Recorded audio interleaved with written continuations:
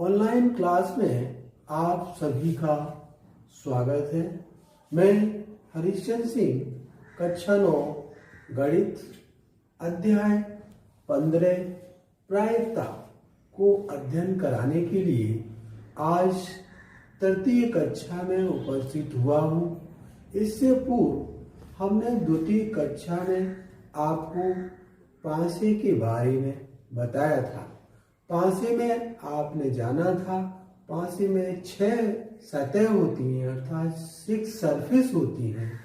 पासे का आकार क्यूब के आकार होता है, उसको आपने जाना था। उसी के बाद हमने आपको इन बिंदुओं के लिए स्वाध्याय के लिए कहा था। संभावना है आप इनको अध्ययन करके आए होंगे। उसी के संदर्भ में आज हमने यह शिक्षण बिंदु लिए हैं। यादृच्छिक परीक्षण के बारे में आप जानेंगे, समझेंगे। नंबर 2, परिणाम, क्या उसके परिणाम होते हैं उसको सीखेंगे, जानेंगे। नंबर 3, समप्रायिक क्या होता है उसको जानेंगे। और उसके बाद अभ्यास प्रश्नों के द्वारा हम प्रश्नों का हल भी करेंगे। इस प्रकार से इन शिक्षण बिंदुओं के द्वारा आज हम कक्षा का आरंभ करेंगे। आइए प्रथम शिक्षण बिंदु की ओर चलें और अध्याय की शुरुआत करें। हमने छोटी छोटी परिभाषाओं को परिभाषित करने के लिए ली हैं। इनमें है यादृच्छिक परीक्षण। यादृच्छिक परीक्षण क्या होते हैं? ऐसे परीक्षण, ऐसे प्रायोगिक क्रियाकलाप जिन्हें समान परिस्थितियों में, समान स्थितियों में यदि उस प्रयोग को दोहराएं तो हम ये देखते हैं कि उसके जो परिणाम आते हैं, उसके जो आउटकम्स आते हैं वो समान नहीं आते हैं। इसे कहते हैं एट रैंडम टेस्ट। जैसे हमारे पास कई छोटी छोटी बॉल्स हैं, उनको विभिन्न प्रकार के रंगों की हैं और उनको एक थैले में रख दिया जाए। एक लाल है, पीली है, एक नीली है, एक हरी है। इस प्रकार से उन गेंदों को एक थैले में रख दें और थैले में से रखने के बाद बिना देखे उनको एट रैंडम बॉल को निकालते हैं तो वहां आप देखते हैं कि हर परिस्थिति में संभावना ये होती है कि बॉल भिन्न भिन्न रंगों की निकल के आए। यह आवश्यक नहीं है कि एक ही रंग की बॉल उसमें से निकल के आए। ये एट रैंडम जब टेस्ट किया जाता है तो उसी के संदर्भ में हमने यादृच्छिक परीक्षण के विषय में लिखा है, परिभाषित करने की कोशिश की है। ऐसे प्रायोगिक क्रियाकलाप जिन्हें समान परिस्थितियों में दोहराने पर भी परिणाम सदैव समान नहीं होते, यादृच्छिक परीक्षण कहते हैं। कैसा है? प्रायोगिक क्रियाकलाप जो हम करके देखते हैं, सीखते हैं, वो क्रियाकलाप कहलाते हैं।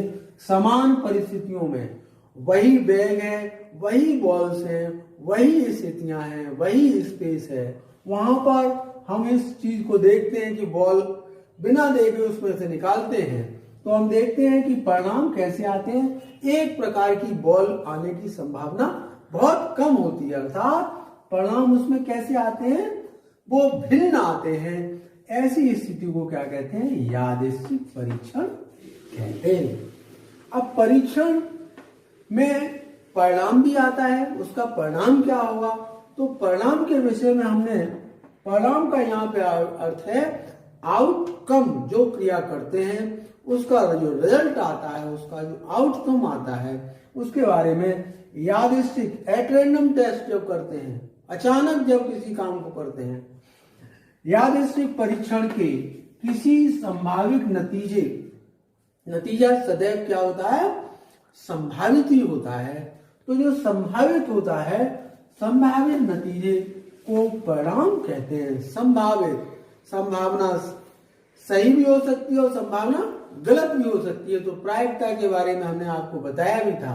यदि संभावना कैसी आती है? शून्य आती है, तो प्रायिकता क्या होगी उसकी? शून्य होगी। और संभावना कैसी है? श्योर है, तो उसकी प्रायिकता कितनी होती है?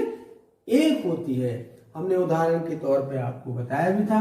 तो परिणाम क्या होता है? यादृच्छिक परीक्षण के किसी संभावित नतीजे को परिणाम या आउटकम्स कहते हैं। ये परिणाम की परिभाषा है। अब है प्रतिदर्श समष्टि। इसे प्रतिदर्श समष्टि, इसको एस के द्वारा प्रदर्शित करते हैं। एस के द्वारा क्या करते हैं? सिंपल स्पेस कहते हैं इसको, एस के द्वारा प्रदर्शित करते हैं। और ये क्या होता है?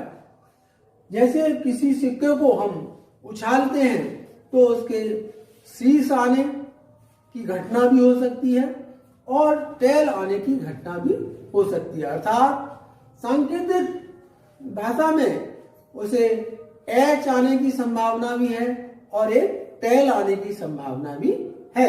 अर्थात हेड और टेल दोनों का जो समूह होगा, ग्रुप होगा, वो क्या कहलाएगा? प्रतिदर्श समष्टि कहलाएगा।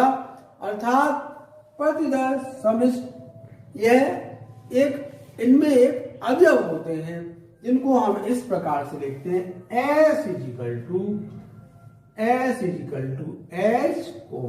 T। इस प्रकार से प्रतिदर्श समष्टि को समझा जा सकता है। आइए शिक्षण बिंदु सम प्राइम इक्वली लाइकली, ये शिक्षण बिंदु लिया है। ये सम प्राइम क्या है? जब दो घटनाओं की प्रायिकता एक समान हो तो उन्हें समप्रायिक कहा जाता है। अर्थात घटनाएं यदि दो घटनाओं की प्रायिकता कैसी हो? एक जैसी हो तो उन्हें क्या कहा जाता है? समप्रायिक कहा जाता है। यहां हम देखें घटनाओं को कि हमारे पास कुछ बॉल्स हैं, हमने ली हुई हैं। ये आप देख रहे हो, ये पीले रंग की है, ये भी पीले रंग की बॉल है, गेंद है, ये भी पीले रंग की गेंद है। इस तरह से आप देखें 3 हमारे पास गेंदें हैं जो पीले रंग की हैं। इसी के साथ लाल रंग की, ये लाल रंग की बॉल है, गेंद है, ये भी लाल रंग की गेंद है। इन गेंदों को अब हमारे पास 5 गेंद हो गई हैं। आप देख रहे हैं 5 गेंद हो गई। पांचों गेंदों को हम किसी एक थैले में डाल दें। ये हमने देखा है आपको, इस तरह से एक थैले में डाल दें और थैले में डालने से आप देखेंगे 5 गेंदें एक साथ मिक्सअप मिल जाती हैं। तो आप इसमें से बिना देखे हुए एक गेंद को हम कहें निकालिए, लाल गेंद, पीली गेंद जो भी है उसको निकालिए, तो आप बताएंगे कि पीली गेंद की संख्या ज्यादा है तो पीली गेंद आएगी। ऐसा नहीं है, ये समप्रायिक घटना नहीं होगी। ये समप्रायिक घटना नहीं होगी। समप्रायिक घटना क्या होगी? जिसमें लाल के आने की संभावना भी है और पीली गेंद भी आने की संभावना है। इसलिए जैसे हमने एक थैला लिया, इस थैले में हमने डाल दी, गेंदों को डाल दिया इस तरह से, ये देखिए डाल दिया हमने, ये डाल दिया। अब इसमें हम निकालें किसी एक बॉल को तो आप कहेंगे लाल गेंद, पीली गेंद, जिनकी संख्या ज्यादा है वो आ सकती है। ऐसा नहीं है। ये थैला हमने डाल दिया, बंद कर दिया। अब हम इसमें से एक बॉल निकालेंगे अचानक, तो आप देखेंगे कि ये बॉल है। तो ये संभावना क्या है कि कोई भी एक गेंद निकल के आएगी, चाहे लाल हो चाहे पीली हो, सभी के लिए समप्रायिक होगी। अर्थात सभी के लिए समान घटना हो सकती है। इसको कहते हैं समप्रायिक घटना। अभ्यास प्रश्न 1, एक थैली में एक लाल, एक नीली और एक पीली गेंद है। सभी गेंदें एक ही साइज की हैं, एक ही उनका आकार है। श्याम बिना थैली झांके एक गेंद निकालता है तो प्रायिकता क्या होगी? यदि एक गेंद लाल हो, एक गेंद नीली हो, एक गेंद पीली हो। इस प्रकार से ये प्रश्न दिया हुआ है। प्यारे बच्चों, इस प्रश्न को हल करने से आपने देखा कि गेंदों की संख्या कितनी है? 3 है। लाल, नीली, पीली, 3 प्रकार की गेंदें हैं। उनके साइज भी एक हैं। किसी थैली में ये डाल दी जाती हैं। अचानक बिना झांके हुए श्याम उस थैली से एक गेंद निकालता है। उनकी गेंदों की अलग अलग प्रायिकता क्या होगी, उसको हम यहाँ पर हल करेंगे। हल करने के लिए श्याम थैली से बिना झांके गेंद निकालता है। अतः श्याम द्वारा कोई भी गेंद निकालना, उसमें से कोई भी गेंद आ सकती है, समप्रायिक है। ये कैसा है? कैसी घटना है? समप्रायिक घटना है। कोई भी गेंद उससे निकल के आ सकती है। अब हम यहाँ पे माना कि लाल गेंद निकालने की घटना आर हो। Are means red. लाल गेंद निकालने की घटना क्या हो? आर हो। इसी प्रकार नीली गेंद निकालने की घटना बी, ब्लू हो, पीक से प्रदर्शित किया। और पीली गेंद निकालने की घटना वाई, येलो हो। ये इनकी क्या है? आर घटना है, बी घटना है और वाई घटना है। ये घटनाएं उस थैली से बॉल को निकालने से घटित होंगी। कुल गेंदों की संख्या, जैसा कि आपने यहाँ पे देखा, लाल, नीली, पीली, तो यहाँ पे कुल गेंदों की संख्या हमने लिखी है 1, 2, 1 लाल हो गई, प्लस 1 नीली, प्लस 1 पीली, अर्थात तीनों कैसी हैं? 3 बॉल प्राप्त होती हैं। 3 है, गेंदों की संख्या 3 है। अब इन तीनों की संख्या को हमने प्राप्त कर लिया। घटना आर के लिए, अर्थात प्रथम लाल बॉल जब निकाली जाएगी तो उसके लिए अनुकूल परिणाम क्या होंगे? उसमें से एक परिणाम होगा, अर्थात रेड आने का अनुकूल परिणाम क्या होगा? 1 होगा। तो इसके लाल गेंद निकालने के लिए प्रायिकता P R is equal to R के लिए अनुकूल परिणाम, रेड बॉल निकालने के लिए अनुकूल परिणाम बटे सभी परिणामों की संख्या। सभी परिणाम जितने भी हैं उनकी संख्या, ये आपका सूत्र के द्वारा लगाएंगे। आर के लिए अनुकूल परिणाम, यहां से आपने घटना आर के लिए अनुकूल परिणाम कितना? 1 है, तो यहां 1 रख दिया इसकी जगह।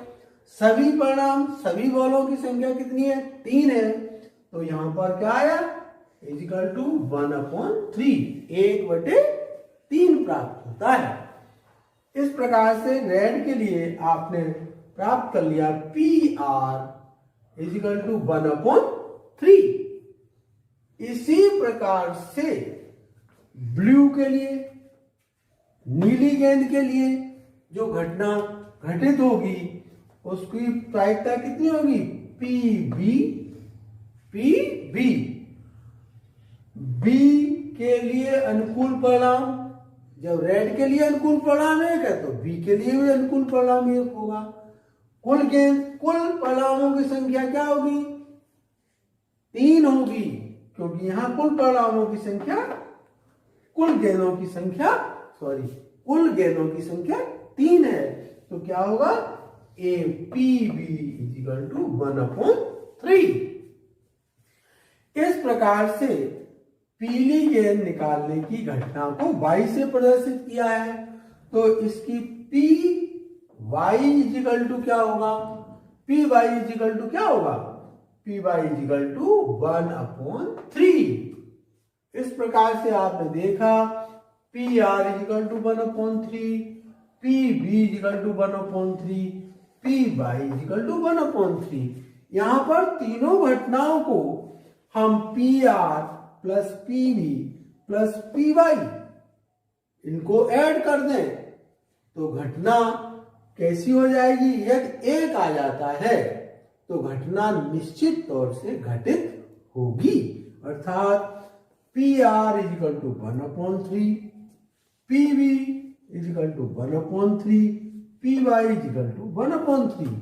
तीनों को जोड़ देंगे तो यहां जब हर एक जैसा है तो यहां पे होगा 1 + 1 + 1/3 इजिकल टू 3/3 इजिकल टू आया 1, है ना? कितना प्राप्त होता है? 1 प्राप्त हुआ, आपने 1 प्राप्त कर लिया। इस प्रकार से अब हम कह सकते हैं, इस घटना के लिए हम कह सकते हैं, किसी प्रयोग की सभी प्रारंभिक घटनाओं की प्रायिकताओं का योग, जो प्रायिकताओं का हमने क्या किया है, यहाँ पे योग किया है, वो कितना प्राप्त हुआ है? 1 है। कितना? 1 प्राप्त हुआ है। तो यह व्यापक रूप से कैसी होगी? सत्य घटना होगी। कैसी होगी? व्यापक रूप से सत्य घटना होगी। इस प्रकार से इस तरह के प्रश्नों को हम इसी प्रकार से हल कर सकते हैं। इस प्रकार से हमने इस प्रश्न का उत्तर निकाला है और इसी प्रश्न को हम थोड़ा सा बदल दें तब भी आप इसके प्रोसेस को समझ लेंगे। अब हमने मान लीजिएगा बी के लिए पूछा है रक्त समूह बी होने की प्रायिकता ज्ञात करें। प्रश्न में बाई चांस आपको पूछे कि ए होने की प्रायिकता ज्ञात करें, तब भी आप इस प्रश्न को निकाल सकते हैं, है ना? कितना होगा ए होने की प्रायिकता? ए होने की प्रायिकता कैसे निकालेंगे? ए रक्त समूह के विद्यार्थियों की संख्या यहां लिख लेंगे, है? समझ में आ रहा है बच्चों? और बटे कुल विद्यार्थियों की संख्या तो क्या होगी? 10/40 अर्थात 1/4 एक प्रायिकता। इस तरह से और भी प्रश्न प्यारे बच्चों दिए जा सकते हैं। उन प्रश्नों का भी उत्तर हम बहुत आसानी के साथ उन प्रश्नों का उत्तर ज्ञात कर सकते हैं। आइए अभ्यास प्रश्न 2। किसी कक्षा के विद्यार्थियों की एक मेडिकल परीक्षण में निम्नलिखित रक्त समूह रिकॉर्ड किए गए। ये रक्त समूह ए, AB, BO ये रक्त समूह है, विद्यार्थियों के का समूह है, जिसमें ए समूह की संख्या, विद्यार्थियों की संख्या 10, समूह AB विद्यार्थियों का समूह जिनमें 13, समूह B विद्यार्थियों का समूह जिनमें विद्यार्थियों की संख्या 12, रक्त समूह O विद्यार्थियों का समूह 5। इस प्रकार से यह आपको दिया हुआ है। इसमें आपको इस कक्षा में से एक विद्यार्थी यादृच्छिक एट रैंडम रूप से चुना जाता है। इस विद्यार्थी का रक्त समूह बी होने की प्रायिकता क्या होगी? इस प्रकार से यह प्रश्न दिया हुआ है। प्रश्न का उत्तर हम निकालने की कोशिश कर रहे हैं। सर्वप्रथम ये देखेंगे कि विद्यार्थियों के समूह की संख्या कितनी है। तो यहां पर विद्यार्थियों के हल कैसे करेंगे? हल करेंगे विद्यार्थियों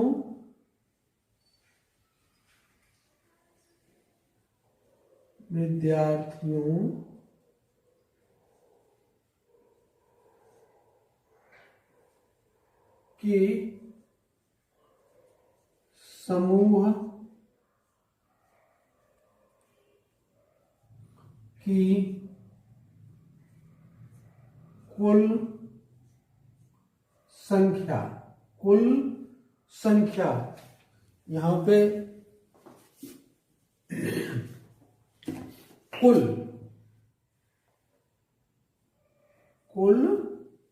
संख्या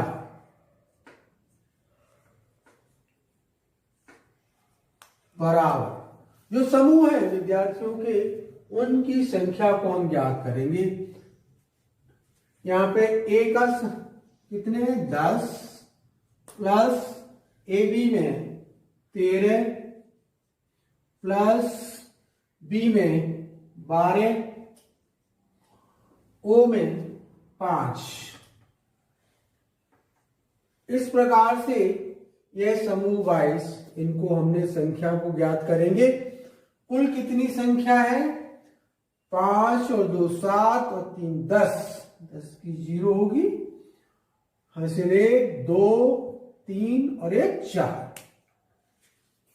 विद्यार्थियों के समूह की कुल संख्या है 40।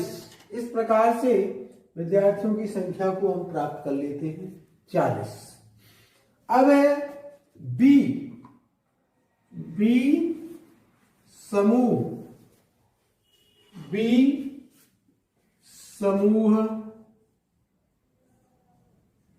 के विद्यार्थियों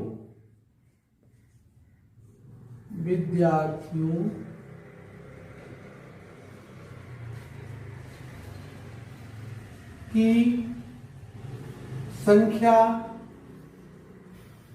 बराबर कितनी है? बी समूह में विद्यार्थियों की संख्या का समूह कितनी है 12।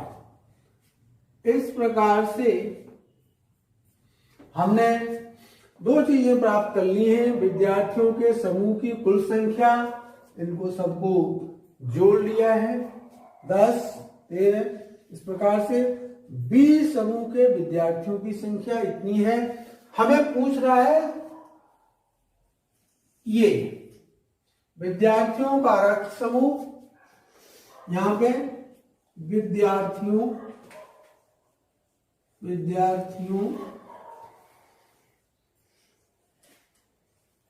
का रक्त समूह बी होने की प्रायिकता, बी होने की प्रायिकता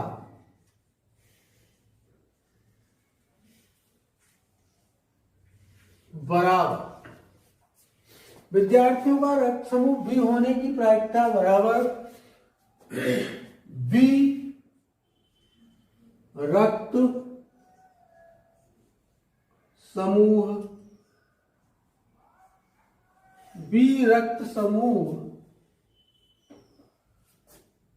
के विद्यार्थियों की संख्या के विद्यार्थियों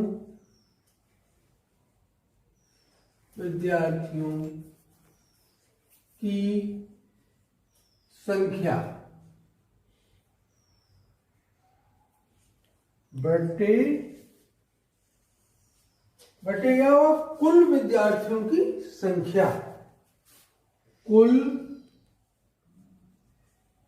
विद्यार्थियों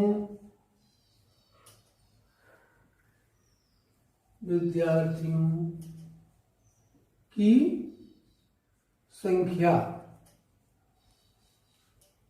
ये हमारा सूत्र है, विद्यार्थियों का रक्त समूह बी होने की प्रायिकता बराबर बी रक्त समूह के विद्यार्थियों की संख्या बटे कुल विद्यार्थियों की संख्या।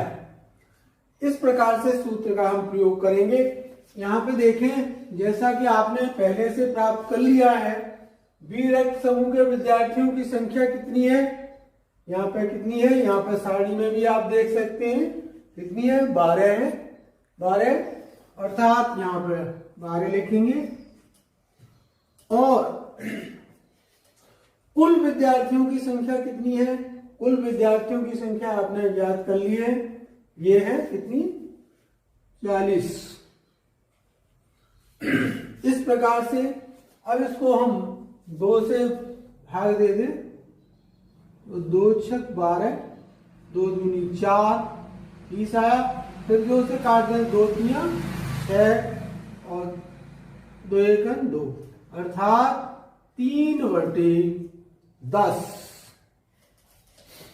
विद्यार्थियों का रक्त समूह बी होने की प्रायिकता 3/10 प्राप्त होती है। आइए आज का गृह कार्य है प्रश्न नंबर 1, किसी घटना की प्रायिकता ऋणात्मक हो सकती है। ये आपसे प्रश्न पूछा है, किसी भी घटना की प्रायिकता ऋणात्मक हो सकती है। तो ये गृह कार्य के साथ साथ हम आपको इसका हिंट देंगे। कोई भी घटना घटित होती है तो 2 प्रकार से होती है, संभव असंभव, है ना। लेकिन इस प्रकार की घटना के लिए इसका आप उत्तर बुक से पढ़ेंगे और इसको लिखेंगे कि क्या ये घटना ऋणात्मक हो सकती है। तो बच्चे समझ भी गए होंगे कि इसका उत्तर 2 में ही आएगा, हाँ और ना में। ठीक है, तो आप अच्छी तरह से बुक को पढ़ेंगे और इसका उत्तर लिखेंगे। ये नहीं कर पाते तो आप बुक की माध्यम से ही इसका उत्तर आप खोज पाएंगे। इस प्रकार से एक दूसरा प्रश्न है, एक थैले में 5 लाल, 4 काली, 7 हरी गेंदें हैं। ये गेंदें हैं, एक थैला है, उसमें इन गेंदों को रखा गया है। इसमें एक गेंद यादृच्छिक रूप में एट रैंडम अचानक से उसमें से निकाली गई है, निकाली जाती है। थैले से निकाली गई लाल गेंद की प्रायिकता क्या होगी। इस प्रकार का प्रश्न आपने अभी किया भी था इसी वीडियो में के माध्यम से, और इसका हम आपको हिंट भी देंगे, बच्चे ध्यान से सुने। इसमें सबसे पहले क्या करते हैं, गेंदों की कुल संख्या को ज्ञात करेंगे। गेंदों की कुल संख्या को ज्ञात करेंगे। तो गेंदों की कुल संख्या क्या होगी, ये गेंद की संख्या, ये गेंद की संख्या, ये गेंद की संख्या है। लाल गेंद की संख्या, काली गेंद की संख्या और हरी गेंद की संख्या। ठीक है, तो इनको आप क्या करेंगे, जोड़ लेंगे तो कुल गेंदों की संख्या आ जाएगी आपकी। नंबर 2, अब आपसे पूछा है लाल गेंद की प्रायिकता ज्ञात करो। अब यहां पे नंबर 2 पे आप लिखेंगे लाल गेंदों की संख्या बराबर, लाल गेंदों की संख्या आप कितनी है, ये है लाल गेंद की संख्या 5। अब हमें ज्ञात करना है लाल गेंद की प्रायिकता। तो फिर अगले स्टेप में आप लिखेंगे लाल गेंद की प्रायिकता बराबर, क्या लिखेंगे, लाल गेंद की प्रायिकता बराबर लाल गेंदों की संख्या बटे कुल गेंदों की संख्या, बटे कुल गेंदों की संख्या। इस प्रकार से हमने आपको हिंट दिया है। इस हिंट के माध्यम से इसकी प्रायिकता को आप ज्ञात कर सकते हैं। अगला बिंदु है प्रश्न नंबर 3, किसी प्रयोग की सभी प्रारंभिक घटनाओं का योग क्या होता है। आपने याद भी किया था कि कोई भी प्रयोग होता है, चाहे नंबर 1, नंबर 2, नंबर 3, इस तरह के प्रयोग जब हम करते हैं, उनकी घटनाओं का योग हमने पिछली अभी प्रश्न में किया था। उन घटनाओं का योग क्या होगा, उन घटनाओं का योग आपको बताया था कि इस घटना का योग कितना होता है। आप ध्यान करेंगे, पढ़ेंगे और इसका उत्तर बहुत आसानी से कर लेंगे। मुझे आशा है कि आज की क्लास का आप होमवर्क बहुत अच्छी तरह से करेंगे, क्योंकि इस तरह के प्रश्न परीक्षा में आपसे पूछे जाते हैं। इस तरह उन प्रश्नों को आप हल कर लेंगे। आइए, हमने जो अभी तक अध्ययन किया है उसी के संबंध में कुछ की पॉइंट्स हैं, कुछ मुख्य बिंदु हैं। उन बिंदुओं पर आप विशेष ध्यान देंगे, उनको लिखेंगे, उनकी प्रैक्टिस भी करेंगे। प्रायिकता क्या होती है, प्रोबेबिलिटी के बारे में हमने आपको एक्सप्लेन भी किया था, आपको याद भी होगा। प्रायिकता के बारे में जानेंगे, लिखेंगे। प्रायिकता की संकल्पना क्या है, प्रायिकता के बारे में हमने आपको बताया था कि यह 17वीं शताब्दी में इस संकल्पना का उदय हुआ है। तो उसके बारे में आप पूर्णतः अवगत हैं, लिखेंगे उसके बारे में। सिक्के में कितनी सतह होती हैं? हमने आपको सिक्का दिखा के भी बताया था, सिक्के में 2 सतह होती हैं, एक टेल होती है और एक हेड होती है? देखा था उछाल के भी। नंबर 2, पांसे में कितनी सतह होती हैं? पांसा आपने देखा था, पांसा एक क्यूब के आकार का होता है। यह कितनी सतहों का होता है? 6 सतह होती हैं। 6 सतह पर विभिन्न प्रकार के चिन्ह भी बने होते हैं। 1 सतह, 2 सतह, 3 सतह, 4 सतह, 5 सतह और 6 सतह होती हैं। इसको खेल खेल में बच्चे खेलते भी हैं, तो आप इसके बारे में अच्छी तरह से लिख सकते हैं कि इसकी 6 सतह होती हैं। उछालते हैं तो कोई एक सतह आती है, जैसा कि आपने देखा भी था। यादृच्छिक परीक्षण क्या होता है? यादृच्छिक परीक्षण एट रैंडम, जब किसी चीज को किया जाता है, अचानक सिक्के को फेंके तो कोई ये नहीं बता पाएगा सिक्का चित आएगा पट आएगा, है ना। किसी चीज को निकाले तो भी नहीं बता पाएगा। तो उस चीज को आपने, उस प्रश्न को भी आपने किया है, उसे यादृच्छिक परीक्षण कहते हैं। नंबर अगला है, किसी असंभव घटना की प्रायिकता। किसी असंभव घटना की प्रायिकता को हम शून्य से लिखते हैं, शून्य के द्वारा उसको प्रदर्शित करते हैं। और किसी निश्चित प्रायिकता को 1 के द्वारा प्रदर्शित किया जाता है। इस तरह से बहुत सारे की पॉइंट्स हो सकते हैं। अब आपने प्रश्नों को भी हल किया, संख्यात्मक प्रश्नों को भी हल किया, उनकी आप प्रैक्टिस करेंगे।